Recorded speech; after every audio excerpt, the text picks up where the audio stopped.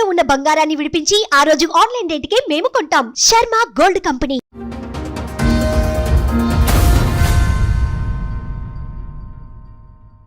Madam నమస్తే అండి. నమస్తే.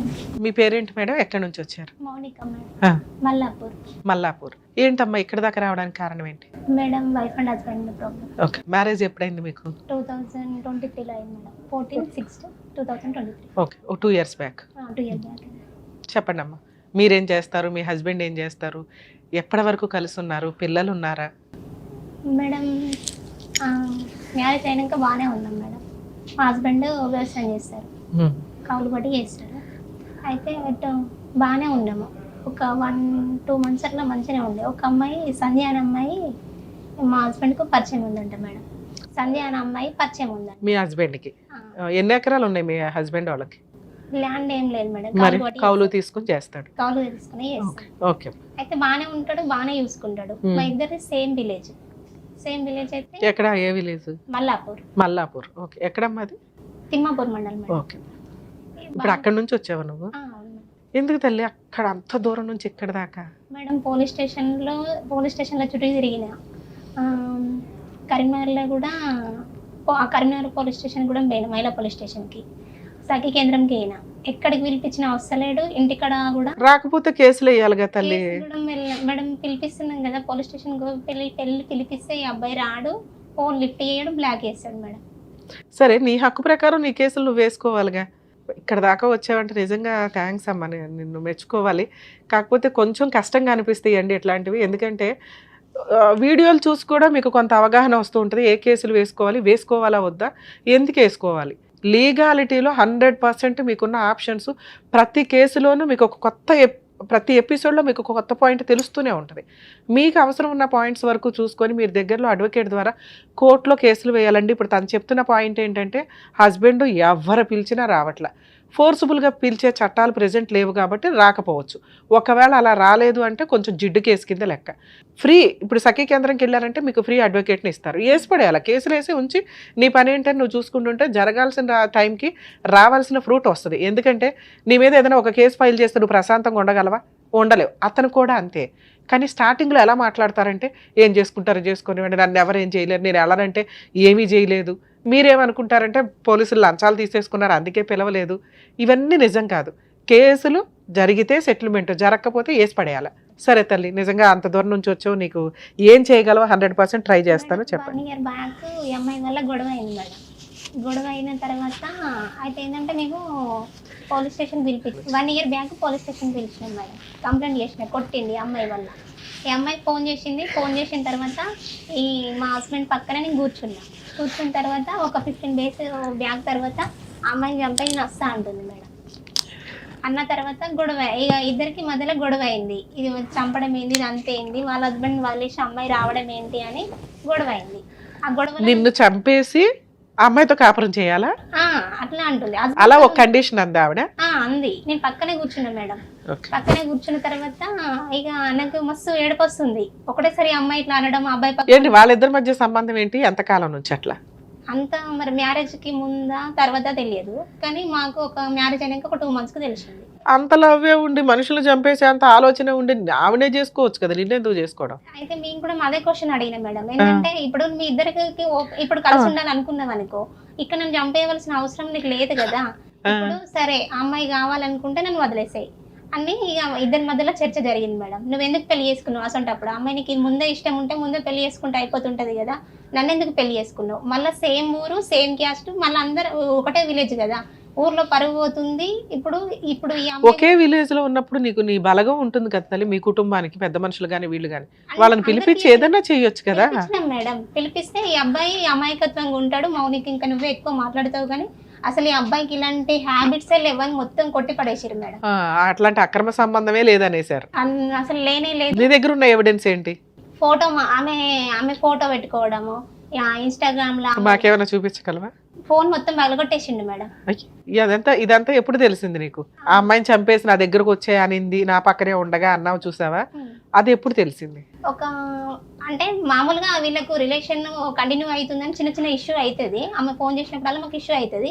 కానీ ఒక 11 months మ్యారేజ్ అయినాక 11 months అట్లా తర్వాత అయింది మేడం. 11 months తర్వాత అయిన తర్వాత ఇక గొడవలు బాగా అవుతున్నాయి. గొడవలు బాగా అవుతుంటే ఇట్లా నన్ను మాట్లాడుకోవచ్చు అని పెద్ద మనుషులన్నా ఇట్లా అందరు ఎప్పుడు తింటాడు కావచ్చు అంటే, లేదమ్మా అసలు ఆ రాకేష్కి ఇలాంటి హ్యాబిట్సే లేదు, నువ్వు అంతా ఉత్తగా అబద్ధం చెప్పేస్తున్నావు అని మొత్తం అందరూ ఒకరంటే ఒకరు కాదు మేడం, అందరికీ మనిషి చెప్పినా కూడా ఇదే లైట్గా తీసేసారు. ఈ అమ్మాయి వచ్చి ఇప్పుడు ఇంట్లోకి వచ్చినాక అంటున్నారు అమ్మాయి చెప్పింది నిజం ఇప్పుడు అంటున్నారు. ఏది నువ్వు విడిపోయిన తర్వాత? విడిపోయిన తర్వాత. ఎంతకాలం అయిందమ్మా మీరు విడిపోయి? విడిపోవడం అంటే దూరంగా వచ్చి 1 year బ్యాక్ గొడవ అయింది మేడం. గొడవ అయిన తర్వాత వీళ్ళ మామయ్య, వాళ్ళ అన్నయ్య, వాళ్ళ ఎవరు ఇంకా బామ్మరిది వీళ్ళందరూ కలిసి నువ్వు నోటరీ ద్వారా విడాకులు ఇచ్చేసి వెళ్ళిపో అంటున్నారు మేడం. అంటే మీ ఊర్లో నోటరీ విడాకులు చెల్లుతాయా? అట్లా రాసేసుకోవచ్చు ఎవరు పడితే వాళ్ళు? ఏమో మేడం. ఇప్పుడు అలాగే నువ్వు 1 year కాపురం చేశారు కదా, తర్వాత 1 year ఎలా వచ్చారు ఇంట్లో నుంచి? ఆ రోజు ఏం జరిగింది లాస్ట్ రోజు? లేదు మేడం, తర్వాత పోలీస్ స్టేషన్ పిలిపించినాం. పిలిపించిన తర్వాత వాళ్ళ మామయ్య వాళ్ళ బామ్మర్ది వాళ్ళు ఉంటారు. ఉండి నాకు ఫోన్ చేసి బరాబరు వస్తుంది. మా అత్తమ్మకి చెప్పిన ఫస్ట్ ఇట్లా అమ్మాయి ఊక ఫోన్ చేస్తుంది, అది ఇది ఇట్లా అవుతుంది. ఇప్పుడు అలా అన్నట్టు మీ ఆయన చాలా అమాయకుడా? వాళ్ళు అన్నట్టు అమ్మంటే వాళ్ళకు ఊరు మొత్తం అమాయకుడే మేడం. నీకు ఒక్కదానికే వెళ్ళను? నా ఒక్కదానికే వెళ్ళను. ఎందుకు అట్లా? కొట్టాడు ఎప్పుడైనా? మస్తు కొట్టిండు మేడం. తాగొచ్చాడా? తాగి రావడం కాదు, ఈ అమ్మాయి కోసమే అంతే. ఇక అన్ని విషయాలు మస్తు కొడితే ఆటోమేటిక్ గా నువ్వు పక్కింటి వాళ్ళకి ఎదురింటి వాళ్ళకి వీళ్ళందరికీ తెలుస్తాయి కదా. నిన్ను ఫస్ట్ లో సపోర్ట్ చేయకపోవడానికి కారణం ఏంటి నీకు?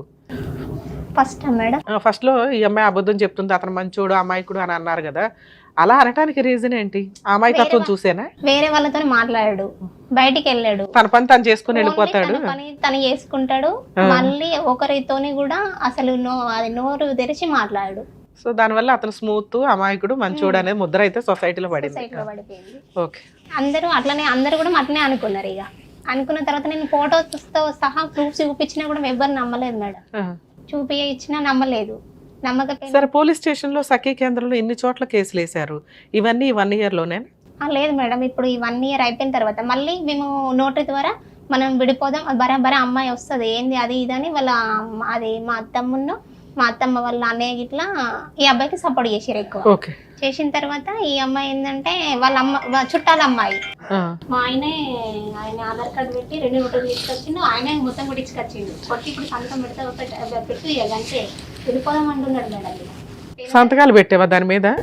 ప్రెజర్ చేస్తే సంతకం పెట్టేస్తావా? మీ అమ్మ మీ నాన్న పెద్ద మనుషులు ఎవరు లేరా? అమ్మ వచ్చింది. ఎందుకు పెట్టారు సంతకం? విడాకుల కోసం? డబ్బులు ఏమైనా ఇచ్చాడా? మరి సెటిల్మెంట్ ఏమి అవ్వకుండా ఎట్లా తల్లి? మీకు పెళ్లి ఖర్చులు అయ్యి ఉంటాయి, కట్నం ఏదో ఇచ్చుంటావు, కాపురం చేసావు, నీ జీవితం నాశనం చేశాడు, ఇన్ని ఉన్నాయి కదా, ఫ్రీగా సంతకాలు ఎందుకు పెట్టావు? లేదు మేడం, ఏమనంటే వాళ్ళ మామయ్య ఇట్లా అన్నయ్య ఇట్లా అటు పనిపోతాడు కదా, మా అమ్మకి హెల్త్ మంచిగా లేదు, అన్నయ్య నేనేగా మేమిద్దరమైనా. అవునానా? వచ్చేయాలి ఇంట్లో నుంచి. అతనెవరు సంతకాలు అడగడానికి, నువ్వెవరు సంతకాలు పెట్టేయడానికి? వన్స్ సంతకాలు పెట్టినాక నీకు ఏ పవర్స్ ఉండవు, కోర్టులో డైవర్స్ తీసుకోవడమే. నువ్వు ఏ కేసులు వేసినా అవి పనికిమాల కేసుల కిందే లెక్క. ఆల్రెడీ సంతకాలు పెట్టేసి విడాకులకు ఓకే అనేసి మళ్ళీ హెరాస్మెంట్ చేస్తుందంటే డబ్బు కోసం అని అంటారు. నువ్వు అమౌంట్ కోసం స్టార్టింగే అబ్జెక్షన్ పెట్టాలి. ఫస్ట్ సంతకాలు పెట్టేసి మరి ఆ పేపర్లు చెల్లవు కదంటారు, లీగాలిటీ వేరు, కానీ మోరల్ వాల్యూ డ్యామేజ్ అవుతుందిగా. భయపడిపోయాను సంతకాలు పెట్టానంటే ఇప్పుడు ఏ ధైర్యం ఉంది? 1 year నుంచి ఏ ధైర్యంతో అన్ని కోర్టులు అన్ని పోలీస్ స్టేషన్లు తిరుగుతున్నావు? అదేదో ఆరేజా తిరిగితే బాగుండేది కదా. 1 year తర్వాత కాదు మేడం, అప్పుడే పోలీస్ స్టేషన్కి వెళ్ళినా మళ్ళీ సంతకాలు పెట్టినాక వెళ్ళావు, పెట్టకుండానే వెళ్ళొచ్చుగా. పెద్ద పోలీస్ స్టేషన్ పంచాయతీ అయింది. ఇది కాయిదాలు మొత్తం అయిపోయినాక వెంటనే సార్ దగ్గరికి పోయినాం, ఎస్ఐ సార్ దగ్గరికి. సార్ దగ్గరికి పోయినాక మీ ఇష్టం వచ్చినట్టు రాసుకోవడానికి నోటీలు రాయడానికి ఇదేమన్నా అనుకుంటున్నారా? మీరే లాయర్లు అది ఇది అయిపోయారా? లీగల్ గా చెల్లది మౌనిక, ఉత్తగా మీరు ఎందుకురా ఇట్లా అది తెలివి లేని పనులు చేసుకొని సంతకాలు అది అంటే అసలు నీకు ఏ న్యాయం చేసిండని అది చేస్తున్నావు, రాకేష్ ఇట్లనే అని ఇద్దరికి భయం చెప్పాడు మేడం. మీరు కలిసి ఉండక చిన్న బొమ్మల పెళ్లి ఆట లెక్క ఏంది గొడవలు, సపరేట్గా కలిసి ఉండక అని ఇంకా అమ్మాయి కోసం ఏంటిదమ్మా అంటే ఇట్లా అయింది సార్, అమ్మాయిని పిలిపిస్తే కదా సార్ మా ప్రాబ్లం క్లియర్ అయ్యేది, మాకు ఏ ప్రాబ్లం లేదు సార్, ఓన్లీ అమ్మాయితోనే ఉంది ప్రాబ్లం సార్, అంతకు మించి నన్ను అంతా బాగానే చూసుకుంటాడు సార్ అని నేను అన్నాక, రాకేష్ ఉత్తగా వాళ్ళ దానికోసం వేరే అమ్మాయికి పెళ్ళి అయింది, నువ్వు ఇప్పుడు అమ్మాయిని డిస్టర్బ్ చేసినా వాళ్ళ ఫ్యామిలీ మొత్తం డిస్టర్బ్ అవుతుంది, ఇక్కడ మీరిద్దరు డిస్టర్బ్ అవుతారు, వద్దు నాన్న సపరేట్ కానీ ఆయన కాంప్రమైజ్ చేసి పంపించింది సార్ మేడం. ఒక 1 week రాక ఇద్దరు ఒకరికొకరికి మాట్లాడుకోలే, సైలెంట్ గానే ఊరుకున్నాం. ఒక 1 వీక్ తర్వాత ఫుల్ నాకు ఇక బాగా డిస్టర్బెన్స్ అయింది, ఏడవడం అది ఇది బాగా అయిన తర్వాత ఒక 1 వీక్ తర్వాత సరే నా పని నేను చేసుకుంటా, ఈయన కూడా సైలెంట్ కూకున్నాడు కానీ సైలెంట్ కూకున్నాడు. ఓకే, లాస్ట్గా ఎప్పుడు విడిపోయారు తల్లి మీరు? ఇంట్లో నుంచి ఎప్పుడు వచ్చేసావు? 1 year back madam. 1 year back. ఈ 1 ఇయర్ నుంచి ఏం చేసావు? ఏం లేదు, ఎవరితో ఉంటున్నావు, ఎక్కడ ఉంటున్నావు, ఎలా బతుకుతున్నావు? ఇద్దరిది ఒకే ఊరు కాబట్టి ఈయన మళ్ళీ నాకు కాల్ చేసిండు మేడం. ఒక 1 వీక్ తర్వాత నేను హైదరాబాద్ వచ్చేస్తే ఏదైనా పని చేసుకుంటాం కదా, మరీ ఖాళీగా ఉంటే ఇబ్బంది అవుతుంది అన్న తర్వాత మళ్ళీ కాల్ చేసిండు మేడం. రిటర్న్ కాల్ చేసి మనం విడిపోవడం ఎందుకు, ఆ అమ్మాయి అత్తమ్మ వాళ్ళ ఇంటికి వాళ్ళ అత్తగారి ఇంటికాడ ఉన్నది, ఇప్పుడు మన ఇద్దరు గొడవల వల్ల ఇప్పుడు మళ్ళీ వాళ్ళ ఫ్యామిలీ డిస్టర్బెన్స్ అవుతుంది, వద్దు అని చెప్పిండు మేడం. ఏం చెప్తున్నావు తల్లి? అమ్మాయి వాళ్ళ అత్తగారి ఇంట్లో ఉందా? వాళ్ళ అత్తగారి అంటే ఆ అమ్మాయికి పెళ్ళయింది, అమ్మాయి అయినా నిన్ను చంపేసి వస్తే చేసుకుంటుందా? మరి అలా ఆయన కూడా చంపేస్తారా? వాళ్ళ ఆయనకు కాలుకు నొప్పి అయిందంట మేడం. అయితే కాలుకు నొప్పి అయిందంటే ఈయన కాలుకు నొప్పి అయింది, నేను మంచిగా ఉంటే నేను ఉండా. మంచి పని తల్లి, ఆదర్శ మహిళ, ఆదర్శ మీ ఆయన. 1 వీక్ తర్వాత మళ్ళీ వచ్చి ఓకే కాంప్రమైజ్ అయ్యిండు, ఏడిచిండు మేడం. ఏడిచిన తర్వాత మళ్ళీ పోలీస్ స్టేషన్ కి నువ్వెందుకు కాంప్రమైజ్ అయ్యో? ఆ అమ్మాయి కోసం చంపడానికి కూడా ప్లాన్ చేసేద్దాం అనుకున్నావు, నీతో నేను రాని ఎప్పుడైనా చంపేస్తావేమో అనుకోవాలి కదా. మేము హైదరాబాద్ వస్తున్నాక మళ్ళీ కాల్ చేసిండు, మన డబ్బా పెట్టిండు ఫోన్ లో మన డబ్బా పెట్టి ఏది చచ్చిపోతానా? మనం అమ్మాయి కోసం ఎందుకు గొడవ, ఏదో అయింది, నాకు తప్పు అయింది, ఇంకోసారి తప్పు అసలు నువ్వు చెప్పేవన్నీ నిజాలేనా? నిజమే మేడం. ఇప్పుడు నిజంగా అమ్మాయి కోసం నిన్ను చంపేయమని అమ్మాయి సలహా ఇస్తే ఆవిడ కోసం నిన్ను చంపలా, ఈలోపు నువ్వు పంచాయతీలు పెట్టావు, అయినా కలుస్తున్నాడు. సరే నువ్వు పోట్లాడుతున్నావు, నాకు నువ్వు వద్దు వద్దు అనటం వల్ల ఏదో విడాకుల మీద సంతకాలు పెట్టించుకున్నాడు, నువ్వు అలిగి ఇంట్లో నుంచి వచ్చేసావు, పోట్లాడి వచ్చేసిన 1 వీక్కి అమ్మో నువ్వు లేకపోతే బతకలేను అని నేనే చచ్చిపోతానని ఓ మందు డబ్బా పెట్టాడు 1 వీక్లోనే నువ్వు చెప్పడం. సరే మీ ఆయన మంచోడే అయి ఉండొచ్చు, నువ్వంటే ఇష్టమేమో, నువ్వే గాయాలు గంపవేమో మేడం. కాదా? మేడం అయ్యా ఇష్యూ జరిగిందంటే ఇద్దరు ఒకరికొకరికి అనుకుంటాం కదా. బాగా తెలిసిందే ఈ పాయింట్. ఇష్యూ జరిగితే ఒకళ్ళొకళ్ళు అనుకోవడం వేరు, నువ్వు ఒకదానివే పడిపోవడం వేరు, నువ్వు నోరేసుకుని పడిపోతున్నావేమో అని. లేదు మేడం ఏం అనలేదు, కాకపోతే ఏంటంటే మరి మందు బాటలు పెట్టాడు, ఏమైంది ట్విస్ట్? ఈయన అంటే నాకు ఇష్టం ఉంది కాబట్టి. ఏ మందు బాటలు పెట్టాడు తల్లి? చచ్చిపోవడానికా తాగడానికి? పాయిజన్ అమ్మా, కొడతాం కదా అదేనా? ఓకే. ఆ మందు డబ్బా పెట్టేసిన తర్వాత ఏడ్చిండు బాగా. ఏడ్చిన తర్వాత నేను సిద్దిపేటకి వచ్చినాక మళ్ళీ వచ్చి నేను రిటర్న్ తీసుకుపోయిండు. పోలీస్ స్టేషన్ లోకి వెళ్ళిన తర్వాత సార్ మేము కలిసి ఉంటాం సార్ అన్నాడు. అన్న తర్వాత అత్తమ్మ ఇంటికి పోయిన తర్వాత మా ఇంట్లోకి వద్దు అని అత్తమ్మ ఒప్పుకోలేదు. ఒప్పుకోపోయినాక ఒకటే ఊరు కాబట్టి దగ్గరనే, పొలం కూడా దగ్గరనే, మా ఇల్లుకు మా పొలానికి దగ్గరనే ఉంటది.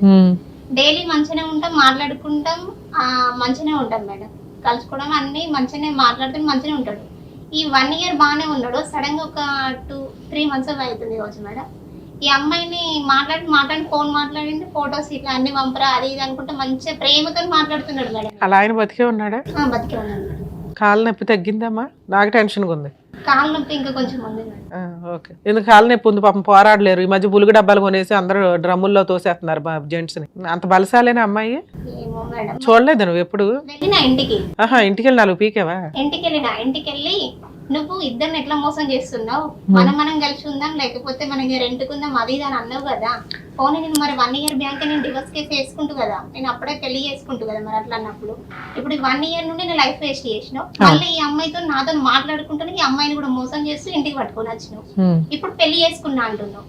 అమ్మాయిని పెళ్లి చేసుకున్నాడా? అవును మేడం, పెళ్లి చేసుకున్నా అంటున్నాడు. అక్కడ విడాకులు రాలేదుగమ్మా, డైరెక్ట్ తీసుకొచ్చిరు మేడం. వీళ్ళ మమ్మీ వీణ. నువ్వు ఆల్రెడీ ఉన్నావు కదా ఇంట్లోనే. ఇప్పుడు మా ఇంట్లో ఉన్నా కదా మేడం నేను 2 months బ్యాక్ వచ్చేసినాక. ఇప్పుడు గొడవ అయింది కదా మేడం. ఆ గొడవ ఎప్పుడైంది? ఎన్ని నెలలు అవుతుంది? 1 year అవుతుంది. తర్వాత వచ్చాడండి, 1 week తర్వాత మందు పెట్టాడు, వెళ్ళానండి, ఒక 3 నెలల కాపురం చేశానండి అన్నావు. 3 నెలల పంచాయతీ ఏమో అనుకున్నాను, మళ్ళీ 1 yearకే వెళ్తున్నావు. నువ్వు శాంతం మీ ఆయనతో విడిపోయి 1 year అవుతుందా? 1 year అయింది మేడం. 1 year అయిన తర్వాత ఒక 1 week తర్వాత వచ్చాడు. 1 week తర్వాత మేము వచ్చినాం, పోలీస్ స్టేషన్ లో కలిసినాం. పోలీస్ స్టేషన్ లో కలిసిన తర్వాత పోలీస్ స్టేషన్ లో ఎస్ఐ సార్ తో మాట్లాడినాక మేము కలిసి ఉంటాం అన్నాక అత్తమ్మ ఒప్పుకోలే. ఒప్పుకోపోయినాక మా ఇంట్లో నేను ఉన్నా, ఎందుకంటే ఇద్దరు ఒకటే ఊరు కదా, ఇల్లు కూడా దగ్గరనే. ఈ మా ఆయన వ్యవసాయం చేసేది కూడా మా ఇల్లు పక్కన. ఓకే, నువ్వు మీ ఇంట్లోనే ఉంటున్నావు, ఈయన అటు ఇటు వచ్చి వెళ్తున్నాడు. లాస్ట్ గా రావడం మానేసి ఎంతకాలం అయింది? ఒక 3 months అవుతుంది. 3 months. ఈ 3 months లో పెళ్లి చేసుకున్నాడా, ముందే పెళ్లి చేసుకున్నాడా అమ్మాయిని? ఈ 3 months లోనే మేడం నాతో మాట్లాడుకుంటూనే సడన్ గా ఈ అమ్మాయిని తీసుకొచ్చిండు మీ ఇంటికా వాళ్ళ ఇంటికా? వాళ్ళ ఇంటికి. అబ్బా తీసుకొచ్చేసరికి పెళ్ళైంది అంటున్నారు అందరూ. మా అత్తమ్మ చెప్తున్నది రాకేష్ కు పెళ్లి చేసినాం, వినాయక చవితి కాడ అది పీటల మీద కూర్చొని పెడతాం అది ఇది అంటున్నది పూజ కాడ. అన్నాక నేను కాల్ చేసిన. మీ అత్తగారు అంత కక్ష కట్టేయడానికి కారణం ఏంటి నీ మీద? ఏం లేదు మేడం, ఈ అమ్మాయి ఇది వల్లనే అంతే. అదేదో నీకే సపోర్ట్ చేయొచ్చు కదమ్మా, నువ్వు సొంత కోడలువి, నీది అరేంజ్డ్ మ్యారేజ్, లవ్ మ్యారేజ్ కూడా కాదు. ఆ అమ్మాయికి పెళ్లి అయ్యి ఓ భర్త ఉన్నాడు, అలాంటి అమ్మాయిని ఇంటికి తీసుకొస్తే పూజా కార్యక్రమాల్లో ఎందుకు కూర్చుంటున్నారు తల్లి? ఏమో మేడం, మీ వీళ్ళ చుట్టాల అమ్మాయి కదా మేడం, వీళ్ళ తరపున చుట్టాలు అన్నట్టు వీళ్ళ అమ్మ వాళ్ళు. సరే, నీకు తెలిసినాక నువ్వు వెళ్ళావా పోట్లాడడానికి? వెళ్ళిన మేడం. ఏమైంది అక్కడ? వెళ్ళిన తర్వాత నేను ఫస్ట్ పోలీస్ స్టేషన్ పిలిపించిన. నాతో మాట్లాడుకుంటే ఈ అమ్మాయిని ఎందుకు తీసుకొస్తావు, మరి అటువంటిప్పుడు నేనే 1 year బ్యాక్ సైలెంట్ ఊరుకుంటు కదా అని అమ్మాయిని ఎందుకు తీసుకొచ్చినామని ఇంటికి వెళ్ళాను మేడం. ఇంటికి వెళ్ళాక ఈ అబ్బాయి నాతో మాట్లాడుతున్నాడు, నీతో కూడా ఇట్లా చేస్తున్నాడు అని ప్రూఫ్ చూపిస్తానని పట్టుకొని పోయినా, ఫోన్ పట్టుకొని పోయినాక నేను వెళ్ళేటప్పుడే చూసిండు మేడం. చూసి నువ్వు అన్ని పట్టుకొని వస్తున్నావా, నన్ను ఎందుకు పోలీస్ స్టేషన్లకు పిలిపిస్తున్నావు కదా అని ఆయనతో ఫోన్ మొత్తం పగలగొట్టేసిండు. ఫోన్ పగలగొట్టేసిండు. ఏది పోలీసుల ముందా? లేదు మేడం, వాళ్ళు రాకముందుకి ఫోన్ పగలగొట్టేసిండు. ఫోన్ పగలగొట్టేసినాక మా ఇంటి చుట్టూ వాళ్ళు ఉంటారు కదా, ఎందుకు గొడవ పెట్టుకుంటున్నారా, మరి ఈ అమ్మాయికి హస్బెండ్ చనిపోయింది అని చెప్పారు కదా మీరు ఇన్ని రోజుల సంది. ఓవర్ని అని లేపేశారనమాట అబద్ధంతో. నిజంగా అయితే బతికే ఉన్నాడు. నేను అంతమంది కూడా హస్బెండ్ చనిపోయిండు అనుకున్నా మేడం. మా అందరికి కూడా మా హస్బెండ్ చనిపోయినాకనే ఈ అమ్మాయిని తీసుకొచ్చిరని అన్నారు. అన్నాక నేను ఇన్స్టాగ్రామ్ లో ఇట్లా వాళ్ళకి ఫాలో ఉంటది కదా, ఈ అమ్మాయికి ఇట్లా పలానా అమ్మాయికి ఇట్లా నాతో మాట్లాడుతుందని అంతమంది చెప్పిండు. అలా ఫాలో అప్ చేసేసరికి వీళ్ళ హస్బెండ్ ఉండడని తెలిసింది. తెలిసిన తర్వాత మరి ఆయన చెప్పావా మీ ఆవిడ ఇట్లా వచ్చి మా ఆయనతో ఉంటుందని? చెప్పినా మేడం. ఆయన ఏమన్నాడు? ఇక్కడ అంటే ఇప్పుడు మా ఆయన వల్ల ఏమైనా మీకు డిస్టర్బెన్స్ వచ్చిందా, లేకపోతే మీరు ఎందుకు విడిపోయారు, ఈ అమ్మాయి మా ఇంటికి వచ్చిందని చెప్పినా మేడం. చెప్తే మీ వల్ల కాదు, వేరే అబ్బాయి వల్ల. ఇవిడికి ఇంకో ట్విస్ట్ ఉందా? వేరే అబ్బాయి వల్ల గొడవ వచ్చింది, అయితే ఇంట్లో దొరికింది, అందువల్ల మేము వదిలేసాం ఆ పిల్లని. అయితే ఈ అమ్మాయిని ఇంటికి రానివ్వట్ల అని చెప్పిండు. చెప్పిన తర్వాత మరి రాకేష్ వల్ల ఇట్లా ఏమైనా గొడవ పెట్టుకున్నారా అని మీరు అడిగితే లేదమ్మా, అసలు రాకేష్ అంటేనే నాకు తెలియదు, ఇక్కడ ఉండే దాని వల్లనే. ఇప్పుడు నీ వల్ల ఇంకో రాకేష్ ఒకడు ఉన్నాడని తెలిసింది అతనికి. అతని దృష్టిలో ఏ రవియో పొల్లయ్యో ఎల్లయ్యో, అవునా? ఇప్పుడు రాకేష్ ఒకడు. ఓర్ని ఇప్పుడు ఈ ట్విస్టులు తెలిసి ఆయన అసలు ఓకే. ఇంటికి వెళ్ళినా అయితే వెళ్ళినాక నువ్వు ఎందుకు వస్తున్నావు అంటుంది మేడం. నన్ను ఎందుకు వస్తున్నావు అంటే నేను పెళ్లి చేసుకున్నా కూడా వస్తున్నా, మరి నువ్వు ఎందుకు వచ్చినావు అని నేను అడిగినా. పోలీస్ స్టేషన్ లో ఏమన్నారు? పోలీస్ స్టేషన్ కి రాలేదు. రాకపోయినాక ఎందుకు వచ్చినావు అని అంటే నేను వైఫ్ ని ఒకటి వచ్చినా అని నేను అన్నా. అంటే నేను పెళ్లి చేసుకున్నా అని అమ్మాయి అన్నది. నువ్వు ఎట్లా పెళ్లి చేసుకుంటావా అంటే నేను 3 నెలల కింద పెళ్లి చేసుకున్నాను అమ్మాయి అన్నది మేడం. అంటే పెళ్లి చేసుకోవడానికి మరి సరే మీ హస్బెండ్ కి విడాకులు ఇచ్చినవా అని నేను అడిగితే మీ హస్బెండ్ విడాకులు ఇచ్చినవా అని అంటే నీ వల్లనే విడిపోయినామంటుంది మేడం. మరి అదేదో వాళ్ళ ఆయన పిలిపించి చెప్పమనకపోయావా? నువ్వు ఫేస్బుక్ లో పెడితే మేము విడిపోయినామంటే. ఫేస్బుక్ లో పెట్టావా వాళ్ళిద్దరు ఫోటో? లేదు మేడం, ఫేస్బుక్ లో పెడితే విడిపోయినామంటే అసలు మీ ఆయన ఎట్లున్నాడో తెలియదు. నువ్వు వచ్చినాక సెర్చ్ చేసిందే, నువ్వు వచ్చినాక సెర్చ్ చేసినావు. మీరు అందరూ ఈయన చనిపోయిన అంటేనే నేను సెర్చ్ చేసిన. సరే మీ ఆయనను పిలిపిమంటావా అని నేను అన్నా మేడం. మీ ఆయనను పిలిపిమంటాను అంటే అన్ని ప్రూఫ్ తో సహా పట్టుకొని వచ్చినావా నువ్వు అని కథ మీద మాట్లాడనిస్తలేడు. ఆమె ముందే ఇష్టం వచ్చినట్టు కొడుతున్నాడు నిన్ను. ఆమెనేమో నేను బరాబరి చేసుకుంటా, ఎక్కడ చెప్పుకుంటావు చెప్పుకోపో అంటుంది మేడం. సరే, ఇవన్నీ 2 months లో నడిచినాయి. ఇప్పుడు ఏంటి ఇక్కడ దాకా రావడానికి కారణం ఏంటి? ఏమన్నా కేసులు పెండింగ్ ఉన్నాయా కోర్టులో? కేసులు కోర్టులో ఏమీ లేదు మేడం. పోలీస్ స్టేషన్ లో గానీ ఎక్కడైనా పెండింగ్ ఉన్నాయా? FIR గానీ ఎట్లా? లేదు మేడం. ఎందుకు పోలీస్ స్టేషన్ లో గానీ సఖీ కేంద్రంలో గానీ ఇవన్నీ నీకు తెలుసు, ఒక ఐడియా ఉంది. అక్కడ కంప్లైంట్ ఎందుకు ఇవ్వలేదు? కేసులు ఎందుకు రిజిస్టర్ చేయలే? కేసు అంటే ఏంటంటే అడిగిన తర్వాత మీరు మాట్లాడుకోవచ్చు కదా అమ్మ. ఓన్లీ అమ్మాయికి హస్బెండ్ ఉన్నాడు కదా, ఏదో పెద్ద మనుషులను లేకపోతే ఇంటికి పోయో మాట్లాడుకోవచ్చు కదా అని వాళ్ళు చెప్తున్నారు. కూడా ప్రాబ్లం క్లియర్ అవుతుంది. కేసులు ఇదంతా పంచాయతీ పెట్టుకొని ఆ అబ్బాయిని ఎందుకు అది చేయడము, మీరు మళ్ళీ కేసులు పెట్టిన తర్వాత కూడా విడిపోతారు.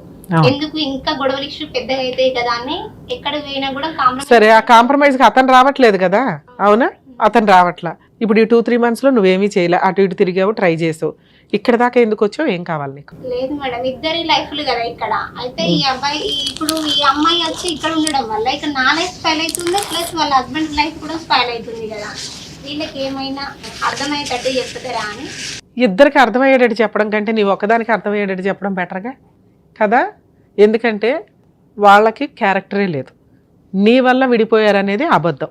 ఓకే, నీ వల్ల గయ్యాళితనం విడిపోయారు. విడిపోవాలని నువ్వు డిసైడ్ అవ్వు. నీ కుటుంబం గురించి మాట్లాడదాం. ఆ అమ్మాయి ఎలాంటిదో నీకు ఒక ఐడియా ఉంది. నువ్వు చెప్పినవి నిజాలైతే మీ ఆయన నీలాంటి ఒక క్యారెక్టర్ ఉన్న అమ్మాయిని వదులుకొని ఆయన గోయ్య ఆయన తవ్వుకున్నట్టు. ఎందుకంటే సొంత భర్తకే దిక్కాణం లేదు. అక్కడ సొంత భర్తకి ఫోన్ చేస్తే పలానా పొల్లయ్య ఉన్నాడు, మీ ఆయన సంగతి నాకు తెలియదమ్మా అన్నాడు. అలాంటిది మీ ఆయన ఒకడు యాడ్ అయ్యాడు. అలాంటి ఒక క్యారెక్టర్ లేని అమ్మాయి మీ ఆయన జీవితంలోకి వచ్చింది. ఇక్కడ తప్పెవరిది? మీ ఆయనది. వేరే అమ్మాయిని అనుకోవడం ఎందుకు? భార్య గయ్యాలి గంప. భార్యని ఎట్లా కంట్రోల్ పెట్టుకోవాలి, ఎట్లా ప్రేమించాలి, ఎట్లా నోరు తగ్గించాలని ఆయన చూసుకోవాలి కదా. ఇప్పుడు నీవేది చెప్పగలిగితే అది ఒకటే చెప్తాడు. ఎందుకంటే నువ్వు అన్యాయాన్ని ఎదిరిస్తావు, మాట్లాడతావు, హక్కులు మాట్లాడుతున్నావు. భార్య గురించి ఎట్లా ఉండాలి, ఇంట్లో ఏంటి అని. ఇది ఆయనకి పెద్దగా తెలియట్లా. ఇక్కడ ఈ అమ్మాయి ఫస్ట్ నుంచి పరిచయమో ఇంకొకటో, పైగా అమ్మాయి ఎవరిని పడితే వాళ్ళని లవ్ చేసే టైప్లో ఉంది. దానివల్ల అమ్మాయి వచ్చింది. ఇప్పుడు మీరు అయినా నా భర్త కావాలి అని అనుకుంటున్నారా? ఇంత వేరే పెళ్లి చేసేసుకొని ఇలా ఉన్నా కూడా. అందుకే నీకు కౌన్సిలింగ్ ఇస్తే బెటర్ అని అన్న. ఎందుకంటే వాళ్ళిద్దరూ నిన్ను చంపేయడానికి కూడా ప్లాన్, సరదాగా అన్న, జోక్గా అన్న, ఒక సరదా మాట అనేశారు, అనకూడని మాట. ఇక్కడ స్టార్ట్ అవుతుందంటే తర్వాత ఏంటిది? ప్రిపరేషన్ అంటే ఏ ఒకటి అరేంజ్ చేసుకోవడం, ఎలా చంపాలని యూట్యూబ్లోనే ఎక్కడో ఎత్తుక్కొని. తర్వాత అటెంప్ట్, సక్సెస్ అయితే క్రైమ్. అర్థమవుతుందా? ఒక క్రైమ్కి 4 స్టేజ్లు: intention, preparation, attempt, crime. Attempt మర్డర్కి కూడా పనిష్మెంట్ ఉంటుంది. ప్రిపరేషన్కి పనిష్మెంట్స్ అనేవి ఉండవు, ఇంటెన్షన్కి అసలు ఉండవు. ప్రిపేర్ చేసినప్పుడు అటెంప్ట్ జరగాలి. నేను ఒక కత్తి తెచ్చి ఇక్కడ పెడితే నిన్ను చంపేసినట్టు కాదుగా. సో అటెంప్టో క్రైమో జరిగితే క్రైమ్ కంప్లీట్ అయినట్టు. అది ఎప్పుడైనా జరగచ్చు. ఎందుకంటే నువ్వు మాట్లాడుతాను, వాళ్ళకి నచ్చట్లా, నిన్ను వదిలించుకోవడం కుదరట్లా. ఏ క్షణానన్నా వాళ్ళిద్దరూ కలిపి నిన్ను ఏదోటి చేస్తారు. నీ ప్రాణం మాకు ఇంపార్టెంట్, సొసైటీకి ఇంపార్టెంట్. అవునా? నువ్వు మారటం ఇంపార్టెంట్. వాళ్ళిద్దరిని పిలిచి కౌన్సిలింగ్ ఇవ్వడం జరిగే పని కాదు. ఎందుకంటే మీ ఆయన రాడు, ఎక్కడికి రాడు. నిజంగా నీతో కలిసి ఉండాలనుకుంటే మళ్ళీ అందుబాటులో ఫోటో పెడతాడు, అయ్యయ్యో రా అని చెప్పి అప్పుడు రమ్య గారి దగ్గరికి తీసుకుని రా. అప్పుడు నేను ఇవ్వాల్సిన విధంగా కౌన్సిలింగ్ ఇచ్చి కవర్ చేయడానికి ఉంది. మరి ఇప్పుడు నేను ఏం చేయాలి మేడం? నాకు నా భర్త కావాలి. 90% కేసుల్లో కొంచెం విలేజెస్లో కొంత అవగాహన ఉండదు. ఎందుకంటే కోర్టుల దాకా వెళ్ళటం సంవత్సరాల తరబడి పడుతుంది, ఎటువంటి రిలీఫ్ రాదు. వచ్చిన రిలీఫ్ ఇప్పటికిప్పుడు ఉండదు. ఈలోపు అతను వేరే అమ్మాయితోటి కాపురం చేసేస్తున్నాడు, వాళ్ళిద్దరికి పిల్లలు పుడితే మళ్ళీ నా జీవితం రోడ్డు మీదకి వెళ్తుంది అని. నిలబడని కాపురం ఎప్పటికీ నిలబడదు. ఇలాంటి కేసుల్లో కొన్ని కేసుల్లో పాపం తన ఆలోచన ఇచ్చినట్టుగా కొంతకాలం ఫైటింగ్ చేస్తే రియలైజ్ అయ్యి వెనక్కి రావడానికి అవకాశం ఉంది. కానీ వీళ్ళ కేసుకు కూడా ఆ ఛాన్స్ ఉందండి. ఎందుకంటే ఆ అమ్మాయికి డైవర్స్ అవ్వలేదు, ఇతనికి డైవర్స్ అవ్వలేదు. వీళ్ళు బాండ్ పేపర్ల మీద రాసుకున్నవి, పెద్ద మనుషుల దగ్గర రాసుకున్నవి ఎప్పుడూ కూడా లీగల్ డైవర్స్ కాదు. అది మీరు అండర్స్టాండ్ చేసుకుని వేరే పెళ్ళిళ్ళు చేసేసుకున్నా కూడా ఎప్పుడైనా ఒక పార్ట్నర్ రివర్స్ అయితే మళ్ళీ లీగల్ రైట్స్ అన్నీ ఓపెన్ అవుతాయి. కాబట్టి పెద్ద మనుషుల దగ్గర రాసుకున్న డాక్యుమెంట్ తోటో లేకపోతే నోటరీ దగ్గర రాసుకున్న డాక్యుమెంట్స్ తోటో కోర్టులో డైవర్స్ కేసు వేసుకుంటేనే లీగల్గా వ్యాలిడ్. సో ఇప్పుడు వీళ్ళకి డైవర్స్ వచ్చినట్టు కాదు. ఇంత అతను అవమానించినా, ఇంత ప్లాన్ చేసినా నాకు భర్తే కావాలండి అని ఈవిడ అంటుంది. మరి కలిపి పంపించడానికి ఎంతవరకు అవకాశం ఉందంటే ప్రజెంట్ కలిపి పంపించడం కుదరదు. ఎందుకంటే అతను ఆవిడ మోజులో ఉన్నాడు, వాళ్ళిద్దరూ హ్యాపీగా సొంత భార్యాభర్తల్లాగా పూజా కార్యక్రమాలు చేస్తున్నారు. అది దగ్గరుండే అత్తగారు అమ్మో పూజలు చేయకపోతే వీళ్ళకి మళ్ళీ చాలా పుణ్యమో ఇంకొకటో మంచి అలవాట్లో తగ్గిపోతాయి. పూజలు ఎందుకు చేస్తామండి? ఒక సాంప్రదాయంలో ఒక పూజ కానీ, ఒక ప్రేయర్ కానీ, ఒక నమాజ్ కానీ ఎందుకు చేస్తాం? మంచి అలవాట్ల కోసం, మంచి ఆలోచన విధానం కోసం, మంచి ఆరోగ్యం కోసం. ఈ 3 సర్వనాశనం అయిపోతున్నాయి ఈ సందర్భంలో. మనం ఏ సోషల్ మీడియా కానీ ఎక్కడన్నా చూస్తే వ్రతాలు, పూజా కార్యక్రమాలు ఎవరు చేస్తున్నారు, ఎందుకు చేస్తున్నారు, డాగీస్ని పెట్టుకొని కూడా చేస్తున్న సందర్భాలు ఉన్నాయి. ఆ డాగ్ మనిషి కాదంటే డాగేళ్ళు ప్రేయర్ చేయడం, డాగేళ్ళు పూజ చేయడం వేరు, మనం పక్కన పెట్టుకొని చేయడం వేరు. ఒక చెప్పులను పక్కన పెట్టుకోవడము, చెప్పులు కూడా మనకు అవసరమే, కానీ ఆ గుమ్మం బయటే ఉంచుతాం. కొన్ని రకాల సందర్భాల్లో గుళ్ళో కూడా కొన్ని రకాలు కాదు, మామూలుగానే అసలు ఎక్కడికి ఎంటర్టైన్ చేయం. అలాగే కొన్ని పనులు కొంతమంది వ్యక్తులు సాంప్రదాయబద్ధంగా చేయాలి. భక్తి ఎవరికైనా ఉండొచ్చు, మళ్ళీ వాటిని సోషల్ మీడియాలో పెట్టి హైలైట్లు చేసుకుంటూ ఆదర్శ పూజా భక్తుల్లాగా బిల్డప్లు ఇవ్వడం అనేది కొంతవరకు వర్కౌట్ అవ్వదు. అది కొంచెం ఎదురు మనం తప్పు చేసి పాపాన్ని మూట కట్టుకుంటున్నట్లే అవుతుంది. ఇక్కడ వీళ్ళ అత్తగారు చేస్తున్న పని కూడా అదే. సొంత కోడలికి లీగల్గా డైవర్స్ ఇవ్వకుండా, కొడుక్కి బుద్ధి చెప్పకుండా, లేదా ఈ అమ్మాయి గయ్యాలు గంపైతే వదిలించుకున్నాక ఇంకొక అమ్మాయిని తెచ్చుకొని పెళ్లి చేయాలి వాళ్ళ కొడుక్కి. ఏ అమ్మాయిని తెచ్చుకున్నారు? అక్కడ ఒక భర్తని మోసం చేసి వచ్చిన అమ్మాయిని వీళ్ళిద్దరితోటి పూజా కార్యక్రమం చేయిస్తాను అనటం. ఇంత వరస్ట్గా ఉన్నప్పుడు ఆ సరౌండింగ్లో ఉన్న సొసైటీ పెద్దలు కొంత చూసుకుంటూ ఉండాలి. లీగల్గా డైవర్స్ అయినాకే చేయండి అమ్మా, రేపటి రోజున మన పేరు మాట్లాడతారు ఇట్లాంటి వాళ్ళు బయటకు వచ్చి, ఇవన్నీ ఇలా ఊర్లో ఇలా జరుగుతాయి అనుకుంటే పరువు దండగాని కొంచెం రియలైజ్ అవ్వండి. ఇక మీ హస్బెండ్ విషయానికి వస్తే అమ్మ, కొంచెం టైం కావాలి అతను రియలైజ్ అవ్వడానికి. నీ ఓపిక ఉన్నంత వరకు ఫైట్ చేసే రైట్స్ నీకున్నాయి. ఇలాంటి కేసులు కోర్టులో నడిస్తేనే బెటరు. నువ్వు కోర్టు చుట్టూ అతను అమాయకుడు అంటున్నావు, అతను ఆడిస్తున్న వ్యక్తి ఎవరు? ఉంచుకున్న ఆవిడ మీ అత్తగారు. వీళ్ళిద్దరికి బుద్ధి రావాలి అంటే ఇతన్ని నువ్వు కోర్టుల చుట్టూ తిప్పాలి, వీళ్ళిద్దరిని కోర్టుల చుట్టూ తిప్పాలి. మేడం నేను కోర్టుల్లో తిరగలేను, నీకు ఇంపాసిబుల్. ఇప్పుడు రమ్య గారు ఫోన్ చేస్తే ఆయన రాడు, పోలీసులు ఫోన్ చేస్తే రాడు, పర్లా, ప్రాబ్లమే లేదు. వస్తే అతనికి ప్రాబ్లం సాల్వ్ అవుతుంది. ప్రాబ్లం సాల్వ్ చేసుకోవడానికి ఆయనే ఒక అడుగు ముందుకే అయినప్పుడు నీకున్న ఆప్షన్ లీగల్గా కేసులు వేసేసి నీ పని నువ్వు చేసుకో, నువ్వు రిలాక్స్ అయిపో. ఏంటి కేసులు? పోలీస్ స్టేషన్కి వెళ్ళు, సార్ నా భర్తను కలపండి అనొద్దు, సార్ నాకు ఈ అన్యాయం జరిగింది, ఇదిగోండి మా అత్తగారి మీద సెకండ్ పెళ్లి చేసుకున్న అమ్మాయి మీద పెళ్లి చేసుకుంది అని నువ్వు చెప్పవసరం. ఇదిగోండి ఒక అమ్మాయిని తీసుకొచ్చి ఇంట్లో పెట్టుకున్నాడు, ఆ అమ్మాయి ఇలా మాట్లాడింది నాతో, ఆ అమ్మాయి మీద లీగల్ యాక్షన్ తీసుకోండి, నా భర్త మీద లీగల్ యాక్షన్ తీసుకోండి, మా అత్తగారి మీద మా అమ్మగారి మీద అని ఇట్లా నువ్వు 498 కంప్లైంట్ ఇవ్వడానికి కేసు ఫైల్ చేయి. అంతేగాని సెకండ్ మ్యారేజ్ చేసుకున్నారు అని అనమాకు. ఎందుకంటే సెకండ్ మ్యారేజ్ అని చెప్తే పోలీసులు ఎవిడెన్స్ తీసుకురా అని అసలు కేసు పక్కకి వెళ్తుంది.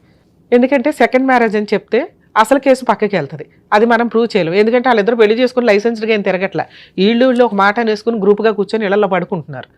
అర్థమవుతుందా? సో మన దగ్గర ఎవిడెన్స్ లేనప్పుడు దాని గురించి తిరగడం కంటే మన దగ్గర ఉన్న పవర్స్ వాడుకోవడం బెటర్గా. 498 నీకు జరిగిన మానసిక హింస, శారీరక హింస ఆల్రెడీ రెగ్యులర్గా కొట్టాడని చెప్పావు, అలాగే ఫైనాన్షియల్ హింస కూడా నీకు జరిగినట్లే. ఉన్నంతలో నీకు ఏదో గ్రాండ్గా పెళ్లి చేశారు, ఖర్చులైనవి మీ ఇంట్లో వాళ్ళకు కూడా. సో వీళ్ళ నలుగురు మీద యాక్షన్ తీసుకునే రైట్స్ నీకుంటాయి. తర్వాత సఖీ కేంద్రం నీకు తెలుసు తల్లి, కనీసం సంతోషం. ఎందుకంటే 90% ఉమెన్స్కి సఖీ కేంద్రాలు ఎక్కడ ఉంటాయో కూడా తెలియట్లే. అక్కడికి వెళ్ళు. డొమెస్టిక్ వైలెన్స్ కేసు అని ఒకటివే, అది ఒక మంచి కేసు. చాలా కేసులు కలిపి అదొక కేసు చాలు.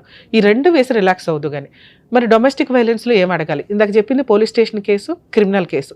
అది వేసుకున్నా ఇది కూడా వేసుకోవచ్చు. అది వాళ్ళకి పనిష్మెంట్ ఇవ్వడానికి, ఇది నీకు ప్రొటెక్షన్ ఇవ్వడానికి, నీకు డబ్బు ఇవ్వడానికి, వాళ్ళని పనిష్ చేయడానికి, ఇంకేదైనా ఆస్తులు ఉంటే వసూలు చేసి పెట్టడానికి, అన్నీ కలిపి ఇందులో అడగచ్చు.